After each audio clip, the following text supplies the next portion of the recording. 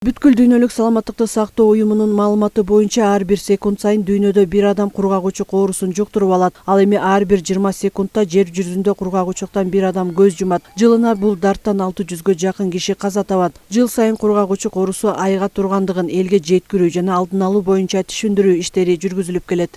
Элге кургагучук деген эмне, кандай жугат, ал кандай симптомдору бар, кантип күрөшөбүз, кандай обследование өтүш керек деген максатта жаштарды тартып атабыз, бардык жарандарды тартып атабыз, элдин бардыгы билгидей кылып ушул иш-чараны уюштуруп атабыз. Анан бул жеке эле бул ушул жерде эмес, ар бир райондордо өтүп жатат, ар бир мектептерде өтүп атат.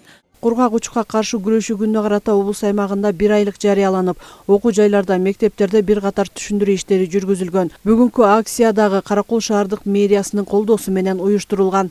Ошол жаштар арасында Каракол шаарынын ушул жогорку окуу жайларынын арасында кургагучук оорусунун алдын алуу максатында атайын ошо эстафета уюштурулуп атат. Каракол шаарынын мэриясы ушул иш-чараны толук колдоп, уюштуруу иштерин колдоп жана ошондой эле атайын байке фонддоруна коюп берди. Иш-чаранын жүрүшүндө шаардагы орто окуу жайларынын студенттеринин арасында командалар түзүлүп, эстафета, чуркоо жана башка оюндар өткөрүлдү. Спорттук оюн, викторина суроолору каралды. Андан сырткары мектептер арасында дагы видеоролик конкурсу болуп жатат. Мунун баардыгын Каракол шаарынын мэриясы тарабынан деме өрчүлөнүүдө. Ошол эң биринчи кургагучук таякчасы бардыгыбызда бар деп атпайсызбы? Ошол иммунитетибизди чыңдашыбыз керек. Иммунитетибизди кантип чыңдайбыз? Ошол спорт менен деп. Балдар арасында ошо спортту пропагандалоо.